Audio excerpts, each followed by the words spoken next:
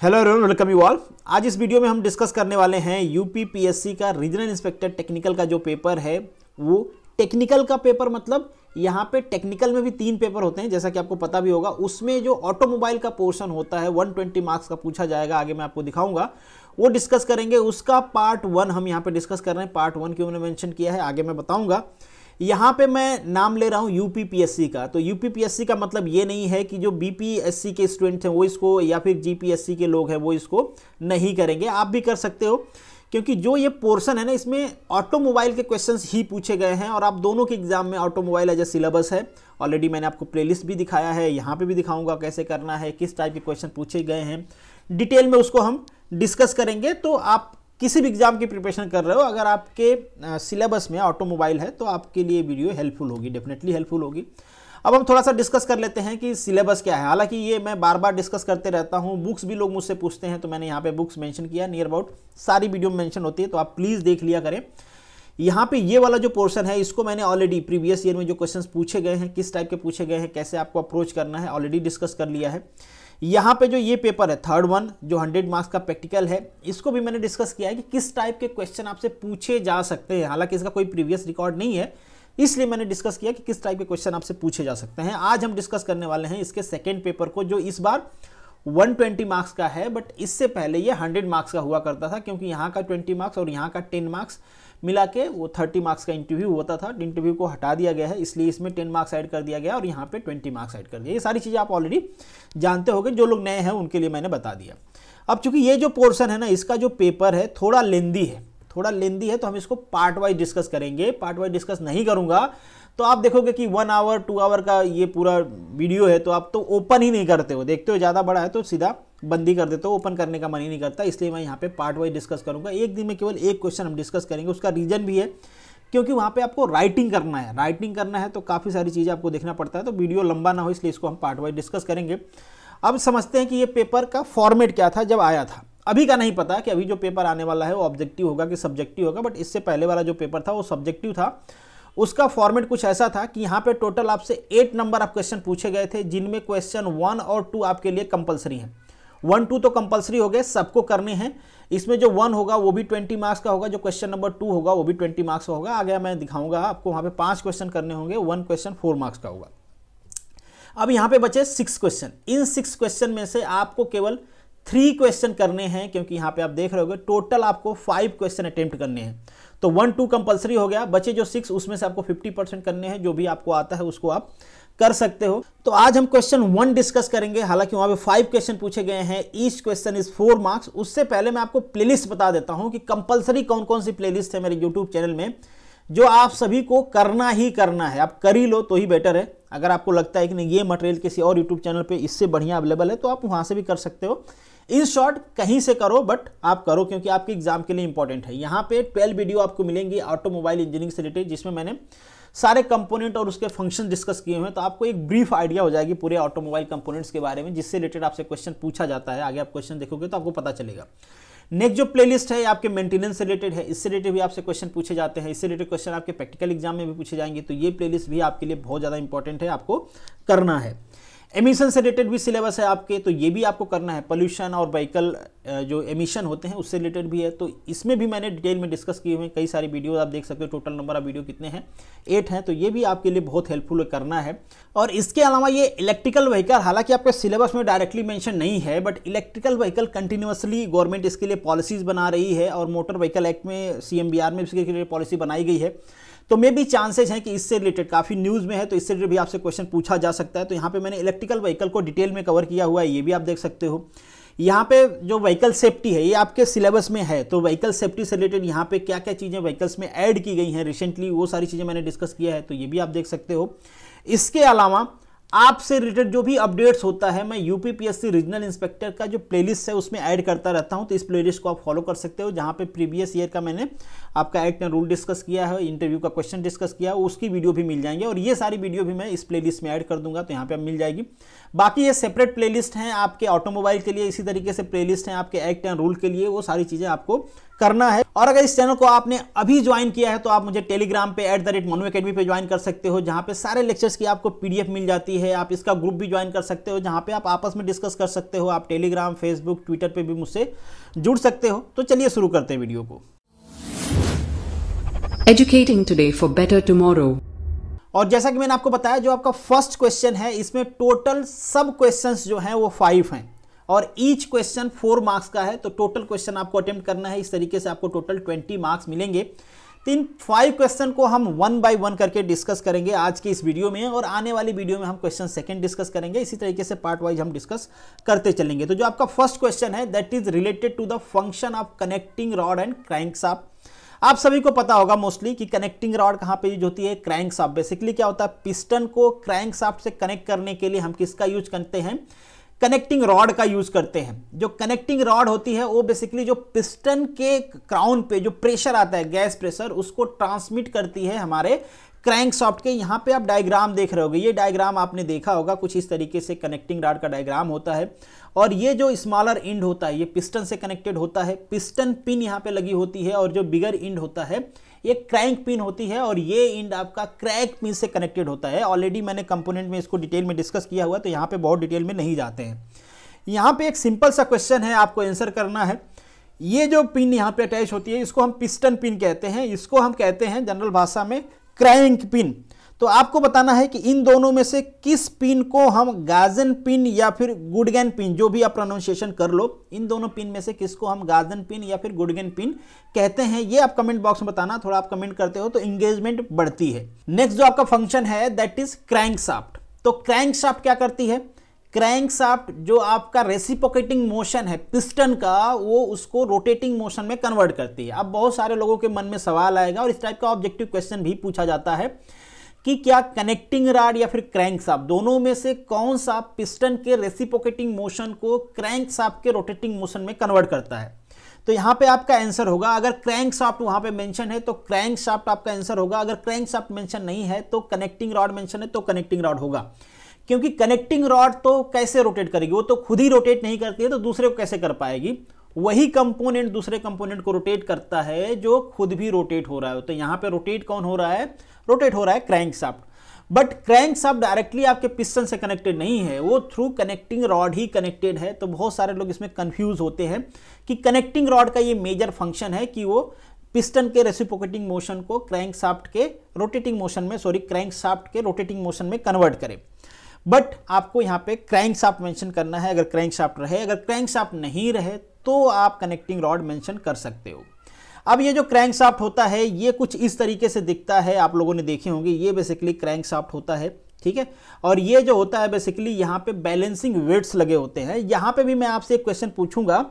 Question से पहले मैं आपको बता देता हूँ कि कनेक्टिंग रॉड किस तरीके से कनेक्ट होती है। जैसे ये पिस्टन पिन है, ये कनेक्ट होता है आपके कनेक्टिंग का जो लोअर इंड है वो पिस्टन से कनेक्टेड होता है, जो बिगर इंड है वो क्रैंकशाफ्ट से कनेक्टेड होती है। ये जो बियरिंग है जो सीधे शाफ्ट पे दिख रही है उसे हम कहते हैं मेन बियरिंग कहते हैं, और जो इधर जिसमें आपका ये पिस्टन जो कनेक्टिंग रॉड कनेक्टेड है उसे हम रॉड जनरल बियरिंग कहते हैं। अब आपसे क्वेश्चन ये है कि यहाँ पे जो बियरिंग है ना इसमें होल होता है, और ये जो काउंटर वेट है आपका बैलेंसिंग वेट, यहाँ पे भी होल होता है। ये दोनों होल्स का पर्पज क्या होता है आपको कमेंट बॉक्स में बताना है। अगर आप जानते हो तो, नहीं जानते हो तो भी आपको सर्च करना है कि इन दोनों का पर्पज क्या होता है। अगर अच्छे से आप पढ़े होगे तो जरूर जानते होगे। अब हम सेकेंड क्वेश्चन पे मूव करते हैं, जिसमें बात करना है आपके merit and demerit of 2 stroke engine. 2 stroke engine का मेरिट और डिमेरिट दोनों आपको मेंशन करना है। तो जो क्वेश्चन में आपसे पूछा गया है आपको केवल वही मेंशन करना है। चूंकि ये क्वेश्चन जो है आपका 4 मार्क्स का है, तो आप 4 से 5 जो मेन मेरिट्स और डिमेरिट्स हैं वो मेंशन कर देते हो, तो दैट इज एनफ। बहुत ज़्यादा आपको स्टोरी नहीं लिखना है। और जैसे मैंने यहाँ पे मेंशन किया है, अगर आपका सब्जेक्टिव पेपर होता है तो ऐसे ही पॉइंट वाइज मेंशन करना है, और जो मेन है वो मेंशन करना है। एक ही को रिपीट करके नहीं लिखना है, क्योंकि आप माशाअल्लाह होता है, माशाअल्लाह होते हो ना, एक ही मेरिट्स को बार बार लैंग्वेज चेंज करके लिखते रहते हो। तो जो फर्स्ट मेरिट है यहाँ पे पहले आपको पता है कि हर रिवोल्यूशन में आपको एक पावर स्ट्रोक मिलता है, जो कि आपको 4 स्ट्रोक में नहीं मिलता है। और सेम वेट के लिए जितना वेट 4 स्ट्रोक का है, अगर उतना ही वेट 2 स्ट्रोक का है, तो यहाँ पे जो पावर रेशियो होता है वो ट्वाइस होता है। किसका? 2 स्ट्रोक का। क्योंकि यहाँ पे जितना रिवोल्यूशन है उतना मिलेगा, वहाँ पे 2 रिवोल्यूशन में 1 पावर स्ट्रोक मिलता है। यहाँ पे जो फ्लाई व्हील यूज होती है वो स्मॉलर होती है, किसमें? 2 स्ट्रोक के केस में। और फ्लाई व्हील और आरपीएम से रिलेटेड इनके कंपैरिजन का क्वेश्चन, बहुत ऑब्जेक्टिव क्वेश्चन बनते हैं, आपको ध्यान देना, इस टाइप का मैंने क्वेश्चन करवाया हुआ है already. Weight of the engine पर horse power is comparatively low, मतलब छोटी साइज होती है, इसका वेट कम होता है, इंपॉर्टेंस डिफरेंस है ये। वैल्यूमेट्रिक एफिशिएंसी ज़्यादा होती है। वैल्यूमेट्रिक एफिशिएंसी क्या होती है, एफिशिएंसी का सीक्वेंस क्या होता है, पहले कौन सी आती है, जैसे वैल्यूमेट्रिक, फिर थर्मल, मैकेनिकल, ओवरऑल, ये सारी चीज़ें ऑलरेडी मैंने प्रीवियस ईयर के क्वेश्चन में, जो मैं इंपॉर्टेंट क्वेश्चन डिस्कस करता हूँ, जो एमसीक्यू डिस्कस करता हूँ, उसमें डिटेल में डिस्कस किया हुआ है, काफ़ी कुछ डिस्कस किया हुआ है। और ये दोनों साइड ऑपरेट हो सकता है, ये क्लॉकवाइज भी ऑपरेट हो सकता है, एंटी क्लॉकवाइज भी ऑपरेट हो सकता है, जो कि 4 स्ट्रोक केवल एक साइड ऑपरेट हो सकता है। तो ये बेसिकली इसका एडवांटेज हो गया ओवर द 4 स्ट्रोक 2 स्ट्रोक का ना।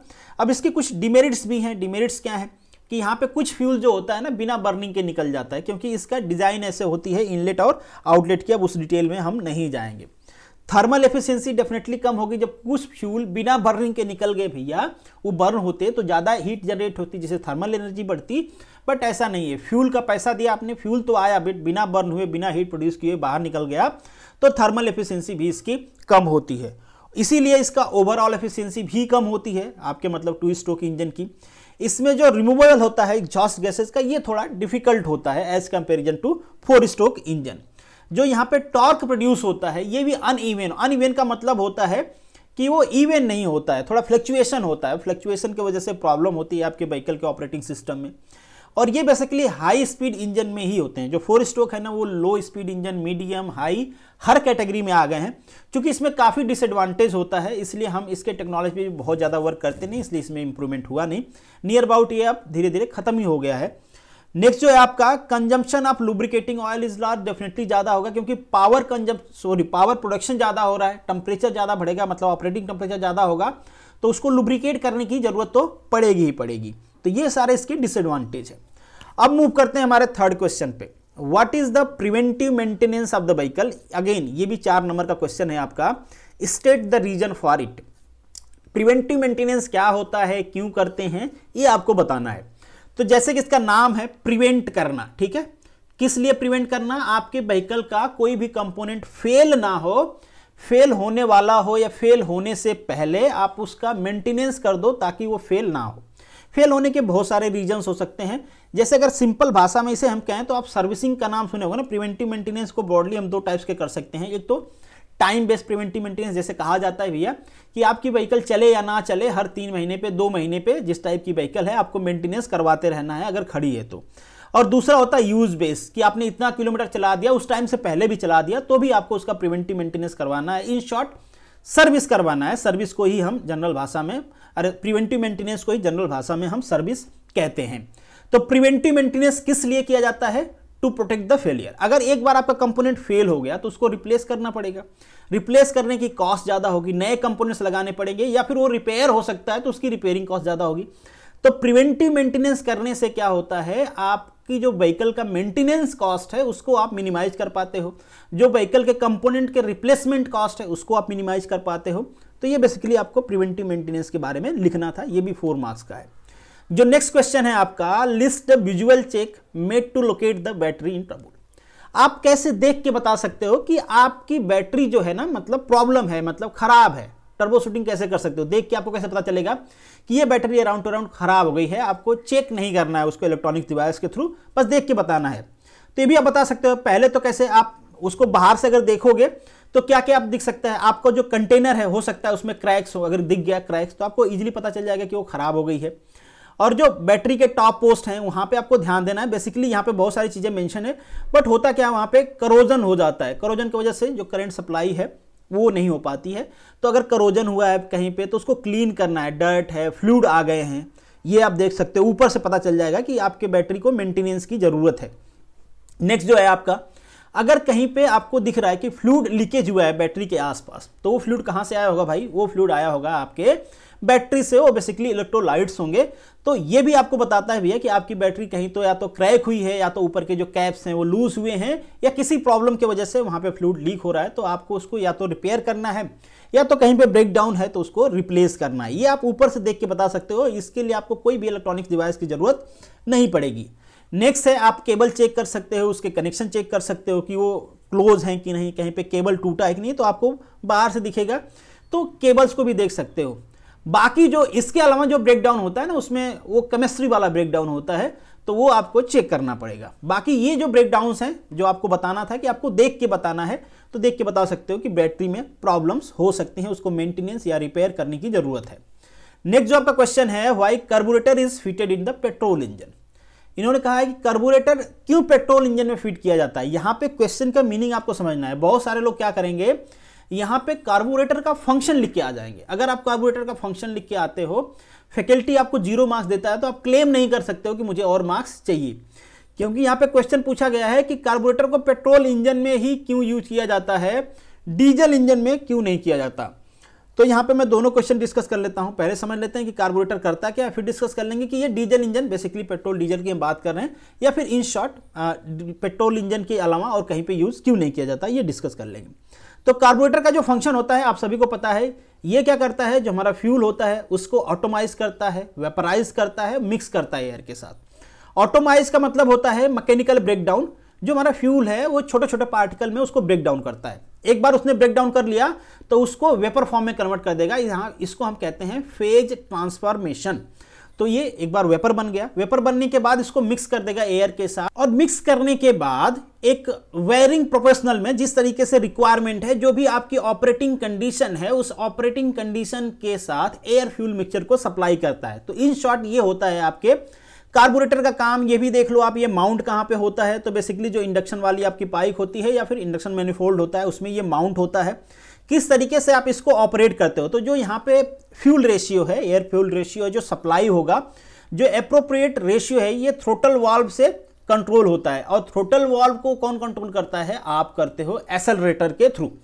तो इन शॉर्ट ये क्या हो गया, आपके कार्बोरेटर का फंक्शन हो गया। अब हम डिस्कस करते हैं भाई कि ये केवल और केवल पेट्रोल इंजन में ही क्यों यूज होता है। तो पहला रीजन है इसका कि पेट्रोल ज्यादा वोलेटाइल होता है एज कंपेरिजन टू डीजल।